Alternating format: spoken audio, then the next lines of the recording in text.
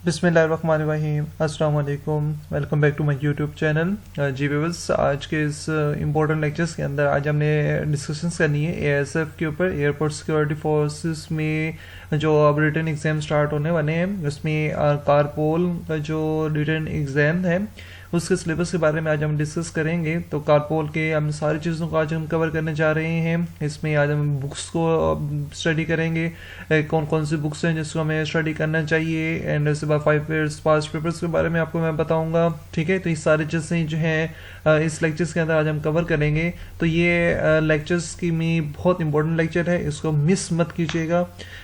उसके बाद हम इसके कुछ सैम्पल्स पेपर्स जो हैं उसको पेपर्स के बारे में हम डिस्कस करेंगे। मैं आपको सैम्पल पेपर्स दिखाऊंगा, देन उसके बाद कुछ जो बुक्स जो हैं वो रिकमेंड करूंगा आपको कि ये बुक्स जो है वो स्टडी करनी चाहिए, देन उससे ही हम आगे जो है अपना पेपर्स को क्लियर कर पाएंगे। ये लेक्चर स्टार्ट करने से पहले अगर आपने मेरे चैनल को सब्सक्राइब नहीं किया तो इस चैनल को जल्दी से सब्सक्राइब कर दें और बेल आइकन के बटन के ऊपर इसे प्रेस करना मत भूलिएगा। इसमें आपका ये बेनिफिट है कि आने वाली हर वीडियोस की नोटिफिकेशंस आपको मिलती रहेंगी और हर वीडियोस की एक्सेस आपके पास जल्दी से इसके पास मिल जाएगी। चलिए अब इसको लेक्चर को स्टार्ट करते हैं। लेक्चर स्टार्ट करने से पहले मैं आपको एक जो है सैम्पल पेपर्स मैं आपको दिखाता चलूँ। ये एक सैम्पल पेपर है जिसमें जो है कारपोल का पेपर था, जिसके अंदर आपको पता है कि 50 MCQs आते हैं, 1 घंटा आपको टाइम दिया जाता है। ठीक है, जिसमें 50 मार्क्स MCQs होते हैं। इंग्लिश मीडियम पेपर आपके पास दिया जाता है, उसके बाद टाइम आपके पास 60 मिनट्स टाइम होते हैं। नेगेटिव मार्किंग नहीं होती, 1 MCQs 1 मार्क्स के इक्वल होता है। टोटल मार्क्स आपको 50 होते हैं और टोटल MCQs भी 50 होते हैं। तो इस तरह का पेपर आपका जो है हमारा बन के आता है। अब मैं कुछ आपको पेपर्स दिखाता चलूँ तो यहाँ पे देखिएगा, ये 2020 में पेपर हुआ था कारपोल का, जिसके अंदर आप देख सकते हैं इस तरह का पेपर्स के एक सैंपल होते हैं जो कि 50 नंबर के MCQs आपका इस तरह के बन के आते हैं। ठीक है, टोटल 50 MCQs होते हैं जो कि इस तरह का आपका पेपर ये बन के आता है। चलिए अब इसमें सबसे पहले जो है मैं आपको कुछ सैम्पल पेपर्स हो गया, मैं आपको बुक आपको रिकमेंड कर देता हूँ कि आपकी बुक को आपने कौन कौन सी रीड आउट करनी चाहिए। सबसे पहले तो ये है कि ASI का अगर किसी का पेपर है तो ASI की ये बुक है जिसमें एयरपोर्ट सिक्योरिटी फोर्स ASF वालों की असिस्टेंट सब इंस्पेक्टर की एक गाइड है, जिसको गाइड को बहुत इंपॉर्टेंट है, इसको स्टडी लाजमी कीजिएगा, जिसके अंदर आपको पास ये पूरी आपको पास ये चीज़ें मिल जाएगी। मैं इसका लिंक आपको डिस्क्रिप्शन में दे दूंगा, वहां से भी आप इसको डाउनलोड कर सकते हैं।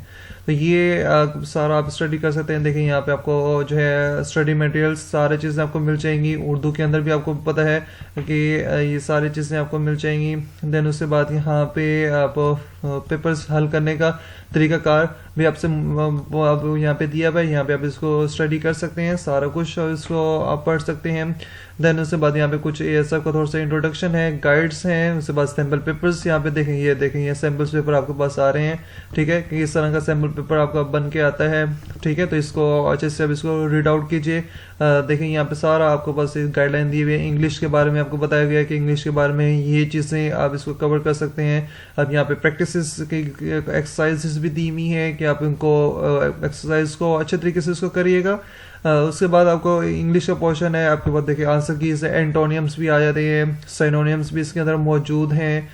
ठीक है, तो ये बुक्स बहुत बेनिफिट है, आप इसको सब इस चीज़ों को लाजमी इस चीज़ को बुक को लाजमी पढ़िएगा। उसके बाद यहाँ पे देखें सेंटेंस की कम्प्लीशन कैसे की जाती हैं वो भी यहाँ पे सारी चीज़ें मौजूद हैं।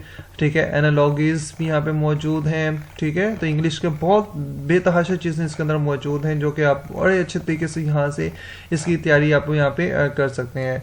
देन उसके बाद डिफरेंट और चीज़ों के ऊपर हैं, तो यहाँ पे जो है और भी आपको चीज़ें यहाँ पे मिल जाएंगी, मैथ्स के क्वेश्चंस आपको मिल जाएंगे। तो ये बुक बहुत इंपॉर्टेंट है, इसको लाजमी कवर करें।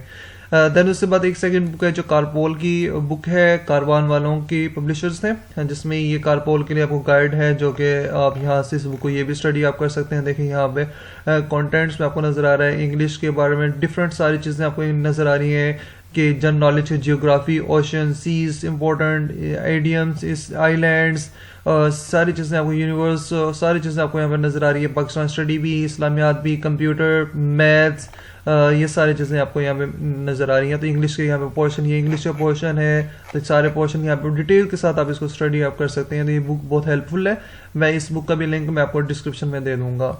देन उसके बाद एक और बुक है जिसमें एएसएफ की डॉगर्स वालों की बुक है, ठीक है, एक कारपोल के लिए। ये भी बुक आप इसको स्टडी कर सकते हैं। यहाँ पे देखें आपको सारी चीज़ें आपको शुरू में ही आपको मिल जाएंगी। जनरल नॉलेज का पोर्शन आपको मिल जाएगा, सारी चीज़ें आपको यहाँ पे चीज़ें बुक जो है स्टडी करने के लिए आपको चीज़ें यहाँ से मिल जाएंगी। देखिए यहाँ पे आपको पास पाकिस्तान की फर्स्ट लार्जेस्ट आइलैंड्स, आपको सारी चीज़ें आपको बुक के अंदर बेहताशा चीज़ें आपको मिल जाएंगी। तो इस बुक का लिंक भी मैं आपको डिस्क्रिप्शन में दे दूंगा, तो यहाँ से भी इसको स्टडी कीजिएगा। चलिए अब इस अगर हम चलते हैं अपने कुछ इस सिलेबस के ऊपर। तो सिलेबस में हम चलते हैं इंग्लिश का, जिसके अंदर 10 MCQs आएंगे। 10 MCQs के अंदर सिनोनिम्स एंटोनिम्स आएंगे, change voices, active and passive voice को चेंज करना आएगा, change narrations, first person, second person, third person को चेंज करना, parts of speech, noun, pronoun, adverbs, adjective, adverb, इसके बारे में पूछा जाएगा। स्पेलिंग मिस्टेक्स, करेक्शंस के स्पेलिंग से करेक्शंस के बारे में आपसे पूछा जाएगा। देन उसके बाद सेंटेंसेस के करेक्ट सेंटेंसेस को चूज करने के बारे में पूछा जाएगा। इंग्लिश ग्रामर्स के ऊपर भी आपके क्वेश्चंस इस तरह आएंगे। तो इस तरह का 10 मार्क्स का जो इंग्लिश का पोर्शन है वो आपका कवर हो जाएगा।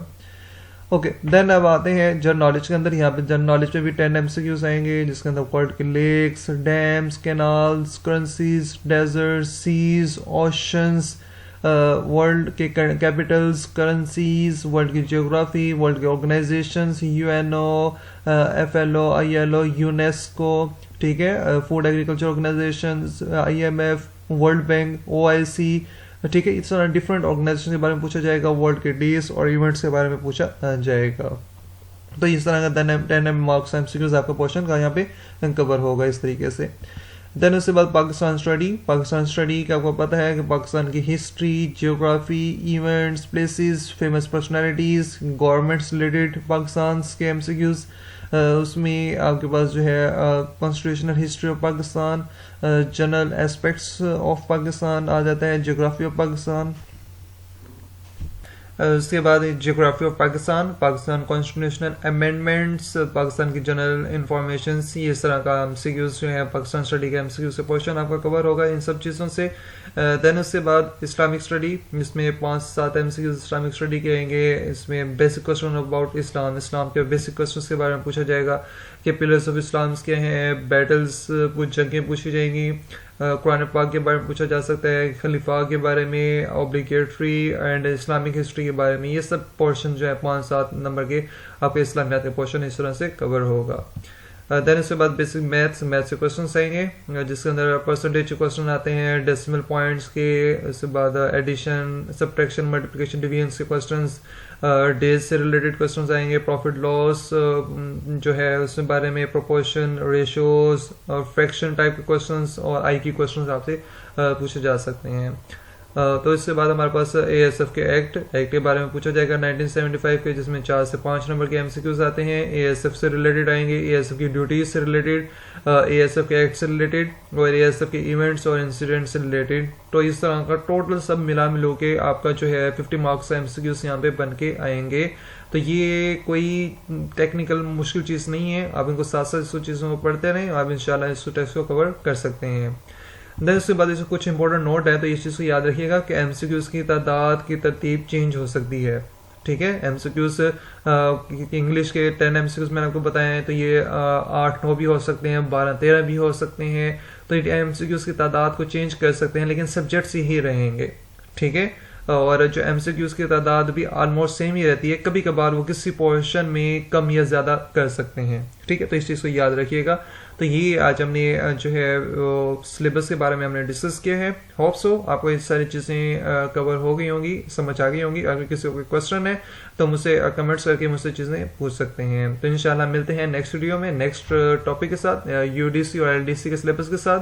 तो फिलहाल के लिए इतना ही काफ़ी है। हमारे चैनल को सब्सक्राइब कर दें और बेल आइकन के बटन के ऊपर प्रेस कर दें, ताकि हर आने वाले वीडियोस के नोटिफिकेशन आपको मिलती रहें। Thank you so much for watching. अल्लाह हाफिज़।